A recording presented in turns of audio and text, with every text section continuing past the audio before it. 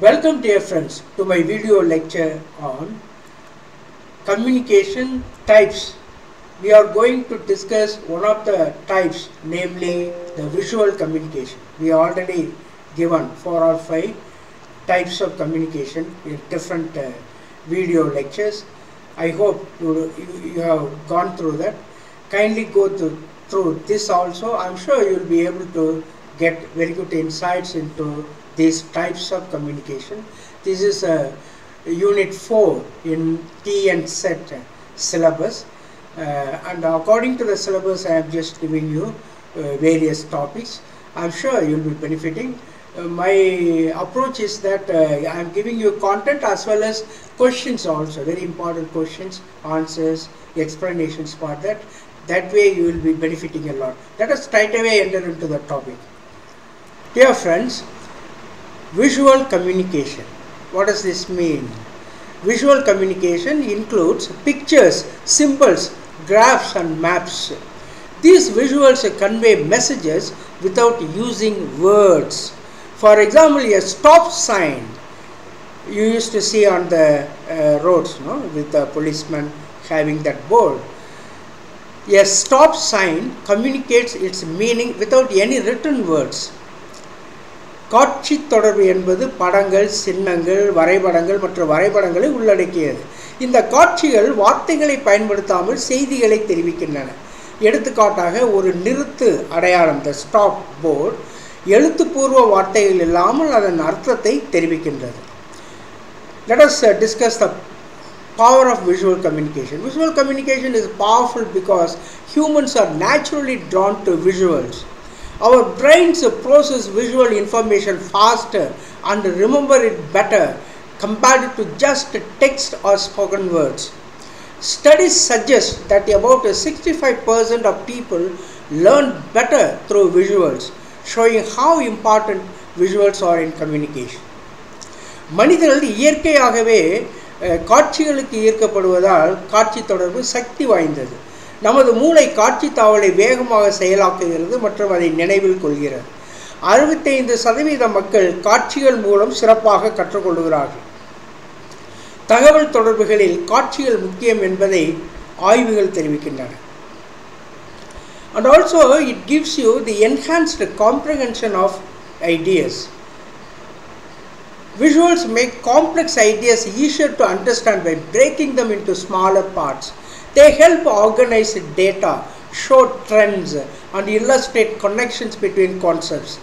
Charts and graphs make it easy to understand numbers.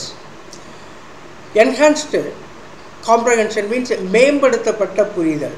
காட்சிகள் சிக்கலான கருத்துக்களை சிறிய பகுதிகளாக பிரிப்பதன் மூலம் அவற்றை புரிந்து கொள்ள எளிதாக்குகின்றன. அவை தரவை, டேட்டா ஒழுங்கமைக்கவும், போக்குகளை காட்டவும், கருத்துக்களுக்கு இடையேயான இணைப்புகளை விளக்கவும் நமக்கு உதவுகின்றன. விளக்கப்படங்கள் மற்றும் வரைபடங்கள் எண்களை புரிந்து கொள்வதை எளிதாக்குகின்றன. So enhanced comprehension. Then memory retention. Visuals leave a lasting impression on memory. People remember information better in a more meaningful way when it is accompanied by images. Visual data is not only easier to understand but also easier to recall. நினைவை தக்க வைத்தல், memory retention. காட்சிகள் நினைவகத்தில் நீடித்த தாக்கத்தை ஏற்படுத்துகின்றன. படங்களுடன் தகவல் இருக்கும் பொழுது மக்கள் நீண்ட காலம் நன்றாக நினைவில் வைத்துக் கொள்கிறார்கள். இந்த விஷுவல் டேட்டா, இந்த காட்சி தகவலை புரிந்து கொள்வது மட்டுமல்ல, நினைவுபடுத்துவதும் நமக்கு எளிதாக இருக்கிறது. Then universal understanding. Visuals can be understood by people regardless of language or culture. Symbols and images are commonly understood, making them useful for reaching diverse audiences, different types of people. So universal understanding means உலகளாவிய புரிதல். மொழி அல்லது கலாச்சாரத்தை பொருட்படுத்தாமல் காட்சிகளை மக்கள் புரிந்து கொள்ள முடியும். சின்னங்கள் மற்றும் படங்கள் பொதுவாக புரிந்து கொள்ளப்படுகின்றன. அவை பல்வேறு பார்வையாளர்களை சென்றடைவதற்கு, நிச்சயமாக பலதரப்பட்ட பார்வையாளர்களை சென்றடைவதற்கு பயனுள்ளதாக இருக்கும். அடுத்து emotional connection. Images can stir emotions, creating a stronger bond with the audience. Whether it is a photo capturing a moment or a well-made infographic, visuals can evoke empathy, excitement or motivation. உணர்ச்சி இணைப்பு. படங்கள் உணர்ச்சிகளை தூண்டி பார்வையாளர்களுடன் வலுவான பிணைப்பை உருவாக்குகின்றன. அது ஒரு தருணத்தை ஒரு குறிப்பிட்ட நேரத்திலே பிடிக்கும் புகைப்படமாக இருந்தாலும் சரி, அல்லது நன்கு உருவாக்கப்பட்ட விளக்கப்படமாக இருந்தாலும் சரி, காட்சி அமைப்புகள் எம்பத்தி என்று சொல்லக்கூடிய பச்சாத்தாபம், உற்சாகம் அல்லது ஊக்கத்தை தூண்டுவதாக அமைகின்றன. What are the advantages of visual communication? Clarity and simplicity. Visuals simplify complex ideas into easy to understand representations. They focus on the main message and remove unnecessary details. காட்சிகள் சிக்கலான சிந்தனைகளை, கருத்துக்களை எளிதாக்குகின்றன.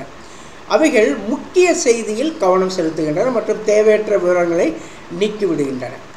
Then attention and engagement. Visuals quickly grab attention and keep the audience engaged longer. They encourage participation and interaction. காட்சிகள் விரைவாக கவனத்தை ஈர்க்கின்றன மற்றும் பார்வையாளர்களை நீண்ட நேரம் ஈடுபடுத்துகின்றன. காட்சிகள் பங்கேற்பு மற்றும் தொடர்புகளை ஊக்குவிக்கின்றன. Then versatility. Visuals can be used in various ways like presentations, posters, social media and ads. This flexibility makes them useful in communication. Versatility. பல்துறை. விளக்க காட்சிகள், சுவரொட்டிகள், சமூக ஊடகங்கள் மற்றும் விளம்பரங்கள் போன்ற பல்வேறு வழிகளிலே நாம் காட்சிகளை பயன்படுத்தலாம். இந்த நெகிழ்வுத்தன்மை காட்சிகளை தகவல் தொடர்புக்கு மிகவும் பயனுள்ளதாக்குகிறது. Versatility, flexibility, speed and efficiency. Visuals convey a lot of information quickly. People can grasp the main points fast, making visual communication efficient. வேகம் மற்றும் செயல்திறன். காட்சிகள் பல தகவல்களை விரைவாக தெரிவிக்கின்றன. முக்கிய கருத்துக்களை மக்கள் விரைவாக புரிந்து கொள்வதன் மூலம் காட்சி தகவல் தொடர்பு திறமையானதாக செயல்படுகிறது. Now let us discuss on the effective use of visual communication. Understanding the audience. It is important to tailor visuals to match the audience preferences and needs. Knowing the demographics helps design visuals they will connect with. பார்வையாளர்களை புரிந்து கொள்வது, அவர்களுடைய விருப்பங்கள் மற்றும் தேவைகளுக்கு ஏற்ப காட்சி அமைப்புகளை உருவாக்குவது முக்கியம். அவர்களுடைய புள்ளி விவரங்களை அறிந்து கொள்வது பேக்ரவுண்ட் மற்றும் இணைக்கும் காட்சிகளை வடிவமைக்க உதவுகிறது. Visual communication. You choosing the right visuals. Different messages need different visuals. Data might need graphs, while stories could use images. Picking the right visuals boosts the message impact.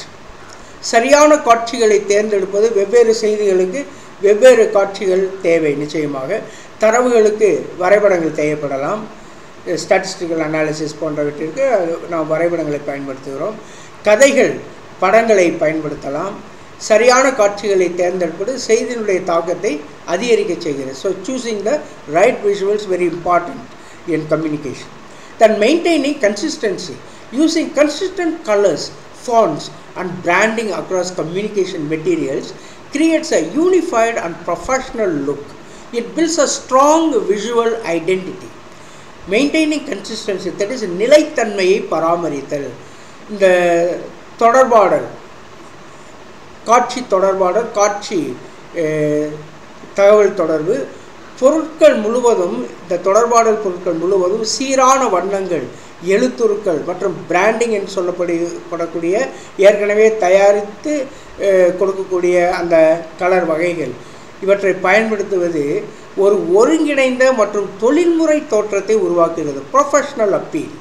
இது ஒரு வலுவான காட்சி அடையாளத்தை உருவாக்குகிறது. It builds a strong visual identity. So maintaining consistency is very important in visual communication. The testing and feedback. Before finalizing visuals, it is good to test them with a small audience and get feedback. This helps find areas for improvement. காட்சிகளை இறுதி செய்வதற்கு முன் சிறிய பார்வையாளர்களுடன் அவற்றை சோதித்து கருத்துக்களை பெறுவது நல்லது. இது முன்னேற்றத்திற்கான பகுதிகளை கண்டறிய உதவுகிறது. நாம் இப்போது சில கேள்விகளை அலசி ஆராய்வோம். இந்த டாபிக், இந்த விஷுவல் கம்யூனிகேஷன் என்று சொல்லக்கூடிய இந்த காட்சி தகவல் அமைப்பில் which color model is used primarily for electronic displays such as computer monitors and television screens. Different models CMYK, RGB, Pantone, HSL. So which color model is used for electronic display? That is RGB. RGB is nothing but red, green, blue colors. So RGB is a color model used for electronic displays because it combines these primary colors to create a wide range of colors on screens. என்ன வண்ண மாதிரி முதன்மையாக பயன்படுத்தப்படுகிறது இந்த காட்சி தகவல் அளிப்பில்?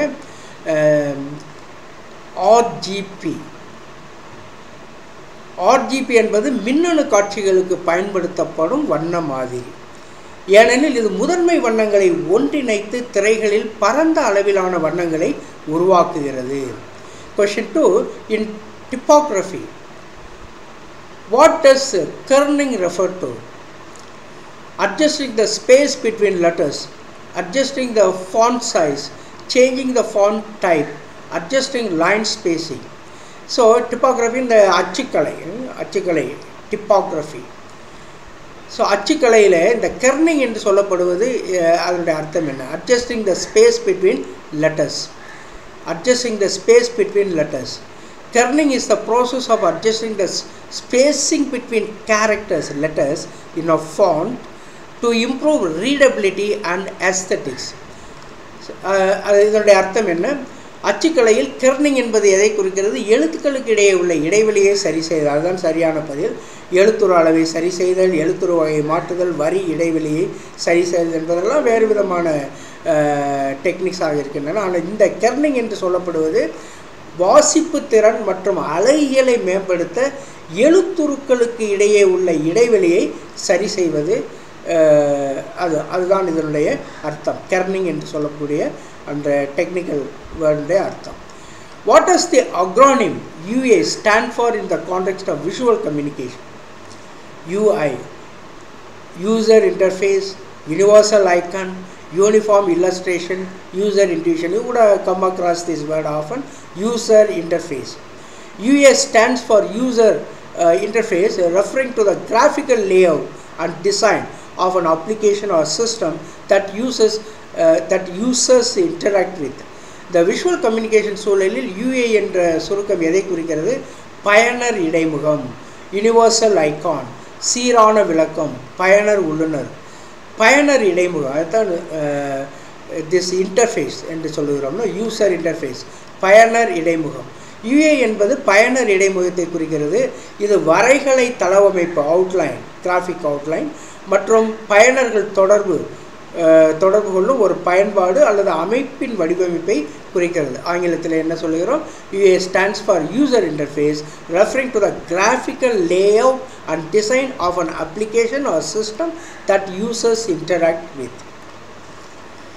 Which file format is widely used for vector based graphics? JPEG, PNG, SVG, GIF. Correct answer SVG என்று சொல்லுகிறோம். அதனுடைய அர்த்தம் என்ன? SVG is scalable vector graphics. திசையன் அடிப்படையிலான வரைகலை SVG. SVG is a file format commonly used for vector based graphics, allowing for scalability without loss of quality. சில சமயங்களில் நம்முடைய ஃபோட்டோ சிறிதாக்குகிறோம், பெரிதாக்குகிறோம், குறிப்பிட்ட எம்பியில் அதை மாற்றி அமைக்கிறோம். அதற்கான டெக்னிக்ஸ் எல்லாம் இன்று நிறைய வெப்சைட்டில் வந்திருக்கின்றன. அதெல்லாம் இந்த SVG முறையிலே செய்யக்கூடிய ஒன்று, ஸ்கேலபிள் வெக்டர் கிராஃபிக்ஸ். திசையின் அடிப்படையிலான வரைகலைக்கு எந்த கோப்பு வடிவம் பரவலாக பயன்படுத்தப்படுகிறது? SVG. SVG என்பது வெக்டார் அடிப்படையிலான கிராஃபிக்ஸுக்கு பொதுவாக பயன்படுத்தப்படும் ஒரு கோப்பு வடிவம், ஃபைல். இது தரத்தை இழக்காமல் அளவிடக்கூடிய தன்மையை அனுமதிக்கிறது. அடுத்த கேள்வி, what is the acronym CMYK stand for in the context of color printing? The cyan or cyan, magenta, yellow, key கலர்களில் சில வகைகள். color magenta, yellow, kryptonite, cyan, maroon, yellow, key, cyan, maroon, yellow, kerosene. இது சரியான அர்த்தம். cyan, cyan, magenta, yellow, key, black. CMYK represent the 4 ink plates used in color printing: cyan, magenta, yellow, and key, that is black. வண்ண அச்சிடல் சூழலில் CMYK என்ற சுருக்கம் எதை குறிக்கிறது? 4 my தகடுகளை குறிக்கிறது. சியான், மெஜந்தா, மஞ்சள் மற்றும் விசை, கருப்பு. In visual communication, what does hierarchy refer to? Arranging elements based on size, arranging elements based on importance, arranging elements alphabetically, arranging elements based on color. இது சரியான பதில். hierarchy என்று சொல்வது importance, arranging elements based on importance. So hierarchy involves organizing visual elements to guide the viewer's attention and understanding by placing the most important elements prominently. So காட்சி தொடர்புகளின் படிநிலை என்பது எதை குறிக்கிறது? முக்கியத்துவத்தின் அடிப்படையில் கூறுகளை ஏற்பாடு செய்தல், உறுப்புகளை அகர வரிசைப்படுத்துதல், நிறத்தின் அடிப்படையில் கூறுகளை ஏற்பாடு செய்தல், அளவு அடிப்படையில், அதெல்லாம் பல விஷயங்கள் இருக்கின்றன. ஆனால் படிநிலை என்பது எதை குறிக்கிறது என்று சொன்னால் முக்கியத்துவத்தின் அடிப்படையில், இம்பார்ட்டன்ஸ், முக்கியத்துவத்தின் அடிப்படையில் கூறுகளை ஏற்பாடு செய்தலை நாம் ஹைரார்கி என்று இந்த காட்சி தகவலிலே சொல்கின்றோம். வரிசை முறை என்பது பார்வையாளருடைய கவனத்தையும் புரிதலையும் வழிநடத்தும் வகையில் காட்சி கூறுகளை ஒழுங்கமைப்பதை உள்ளடக்கியது இந்த hierarchical nature of visual communication. Next question, what is the primary purpose of visual communication? To convey information through written text, to express emotions and feelings, to communicate using images, graphics and visual elements, to engage the sense of smell. எது சரியான பதிலாக இருக்கும்? What is the primary purpose of visual communication? That is to communicate using images, graphics and visual elements. Visual communication primarily involves conveying information and messages through the use of images, graphics and visual elements. காட்சி தொடர்புகளின் முதன்மை நோக்கம் என்ன? எழுதப்பட்ட உரை மூலம் தகவல்களை தெரிவிக்க, உணர்ச்சிகளை வெளிப்படுத்த, படங்கள், கிராஃபிக்ஸ் மற்றும் காட்சி கூறுகளை பயன்படுத்தி தொடர்பு கொள்ள, வாசனை உணர்வில் ஈடுபடுவது சரியான பதில். கேள்வி என்ன? What is the primary purpose of visual communication? காட்சி தகவல் தொடர்புடைய முதன்மை நோக்கம் சி. எது? படங்கள், கிராஃபிக்ஸ் மற்றும் காட்சி கூறுகளை பயன்படுத்தி தொடர்பு கொள்வதுதான் அதனுடைய நோக்கம். காட்சி தொடர்பு என்பது படங்கள், கிராஃபிக்ஸ் மற்றும் காட்சி கூறுகளின் மூலம் தகவல் மற்றும் செய்திகளை தெரிவிப்பதை முதன்மையாக உள்ளடக்கியிருக்கிறது. Which of the following color combination provides the highest contrast? பின்வரும் வண்ண கலவைகளில் எது அதிக மாறுபாட்டை வழங்குகிறது? Red and orange, blue and green, black and white, yellow and pink. Of course நீங்கள் சரியாக கணித்திருப்பீர்கள். Black and white. Black and white offer the highest level of contrast in visual communication, making content more legible and distinct. கருப்பு மற்றும் வெள்ளை காட்சி தகவல் தொடர்புகளை மிக உயர்ந்த அளவிலான மாறுபாட்டை வழங்குகிறது. கருப்பு மற்றும் வெள்ளை இது உள்ளடக்கத்தை மேலும் தெளிவாக மாற்றுகிறது. Making content more legible and distinct. அடுத்த கேள்வி, in graphic design what is the rule of thirds? A guideline for creating visual hierarchy, a rule for using 3 different fonts in a design, a technique for choosing complementary colors, a grid system dividing an image into 9 equal parts. In graphic design, what is the rule of thirds? It is nothing but a grid system dividing an image into 9 equal parts. The rule of thirds is a grid system that divides an image into 9 equal parts, helping to create balanced and visually appealing compositions. தற்பொழுது இந்த யூடியூப்பில் இருக்கக்கூடிய அந்த இமேஜஸ்லாம் இதன் வழியாக அதிகமாக செய்யப்படுகின்றன. ஒரு பக்கம் பேசுபவருடைய அந்த விஷுவல், இந்த பக்கம் பவர் பாயிண்ட்டோ அல்லது மற்ற வேர்டோ இருக்கும்.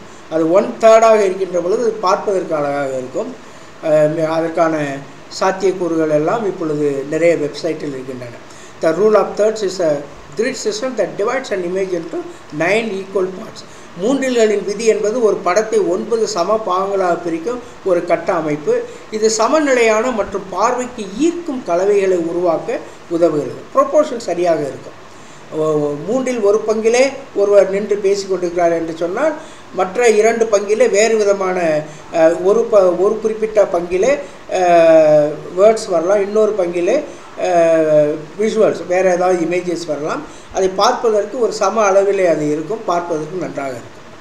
What is the purpose of typography in visual communication?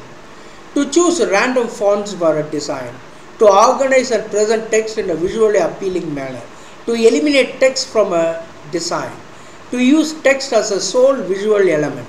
What is the purpose of typography in visual communication? Typography in visual communication involves organizing and presenting text in a visually appealing and effective way to convey a message. Typography என்பது அச்சுக்கலை. காட்சி தொடர்புடைய அச்சுக்கலையினுடைய நோக்கம் என்ன? ஒரு வடிவமைப்பிற்கு சீரற்ற எழுத்துருக்களை தேர்வு செய்ய, பார்வைக்கு ஈர்க்கும் வகையில் உரையை ஒழுங்கமைத்து வழங்குதல், வடிவமைப்பிலிருந்து உரையை நீக்குதல், உரை காட்சி உறுப்பாக பயன்படுத்த பல பதில்கள் இருக்கின்றன. அது எது சரியான பதில்? பி. பார்வைக்கு ஈர்க்கும் வகையில் உரையை ஒழுங்கமைத்து வழங்குதல். காட்சி தொடர்புகள் அச்சுக்கலை என்பது ஒரு செய்தியை வெளிப்படுத்தும் வகையில் பார்வைக்கு ஈர்க்கும் மற்றும் பயனுள்ள வழியில் உரையை ஒழுங்கமைத்து வழங்குவதை உள்ளடக்கியது. Typography in visual communication involves organizing and presenting text in a visually appealing and effective way to convey a message. அடுத்த கேள்வி, what is the purpose of wireframes in a web design? To add visual elements and graphics to your website, to create a detailed color scheme for a website, to outline the layout and structure of a web page, to design the website's logo. எது சரியான பதிலாக இருக்கும்? What is the purpose of wireframes in web design? That is C. To outline the layout and structure of a web page. Wireframes are used in web design to outline the layout and structure of a web page, defining the placement of elements without focusing on visual design. அது என்னென்று பார்ப்போம். wireframes என்று சொல்வது இணைய வடிவமைப்பில் வலைப்பக்கத்தின் அமைப்பையும் கட்டமைப்பையும் கோடிட்டு காட்டவும், காட்சி வடிவமைப்பில் கவனம் செலுத்தாமல் உறுப்புகளின் இடத்தை வரையறுக்கவும் பயன்படுத்தப்படுவதுதான் இந்த wireframes. What is the term for the intentional alteration of an image perspective to create a dramatic effect? Cropping என்பது கழித்து விடுதல். Distortion, saturation, sharpening. எது சரியான பதில்? What is the term for the intentional alteration of an image perspective to create a dramatic effect? Distortion is the intentional alteration of an image perspective to create a dramatic effect, often used in art and photography. ஒரு வியத்தகு விளைவை உருவாக்க ஒரு படத்தின் முன்னோக்கை வேண்டுமென்றே மாற்றுவதற்கான சொல் என்ன? அதுதான் சிதைவு, டிஸ்டார்ஷன். காட்சி தகவல் அளிப்பில் இதை பார்க்கின்றோம். சிதைவு என்பது ஒரு வியத்தகு விளைவை உருவாக்க ஒரு படத்தின் பெர்ஸ்பெக்டிவ் முன்னோக்கை வேண்டுமென்றே மாற்றுவது. இது பெரும்பாலும் கலை மற்றும் புகைப்படத்தில் இது பயன்படுத்தப்படுகிறது. அதாவது ஜூம் பண்ணுறது என்றெல்லாம் சொல்லுகிறோமே, சிறிதாக்குகிறோம், பெரிதாக்குகிறோம், இன்னும் தெளிவாக்குகிறோம் என்றெல்லாம் இதன் அடிப்படையில் வருவது. Which file format is best for images with a transparent background? GIF, PMP, JPEG, TIFF, TIFF. எது சரியான பதில்? Which is the file format that is best for the images with a transparent background? The GIF file format is commonly used for images with a transparent background, making it suitable for web graphics and animations. வெளிப்படையான பின்னணி கொண்ட படங்களுக்கு எந்த கோப்பு வடிவம் சிறந்தது? GIF கோப்பு வடிவம் பொதுவாக வெளிப்படையான பின்னணியுடன் கூடிய படங்களுக்கு பயன்படுத்தப்படுகிறது. இது வரைகலை மற்றும் அனிமேஷன்களுக்கு ஏற்றதாக அமைகிறது. So the GIF file format is commonly used for images with a transparent background, making it suitable for web graphics and animations. Thank you very much, dear friends, for your presence. May God bless you abundantly. Let us meet in other video lectures. 2 more video lectures are available. I think 4. In order to finish the entire communication unit, we need to have 4 more videos. Kindly go through everything. I request you to go through my YouTube channel. You will be getting everything. Some people ask me to send everything through email and all. Of course, I understand them. You can very easily get into all my videos, provided you just use my @JSUEC. I already given there in the description box also, @JSUEC. You go to my YouTube channel @JSUEC, and there you will see of course videos, playlist, everything will be there. Just press the button on click on the playlist. In the playlist, that is a net paper 1. I would have written like this, net paper 1. Just click that. You will be getting all that I have prepared already for paper 1. So including whatever I am giving these days, according to the latest syllabus, even the old syllabus. Don't think that the old syllabus is very bad or anything. In fact, most of the questions are coming from the old question papers for information. So even that also just see. I request you to go through all my videos. I am sure you will be able to get complete understanding of the topic. Thank you very much for your presence. God bless you abundantly. Kindly subscribe and like the video so that it is taken to so many others for their benefit. Thank you very much, dear friends.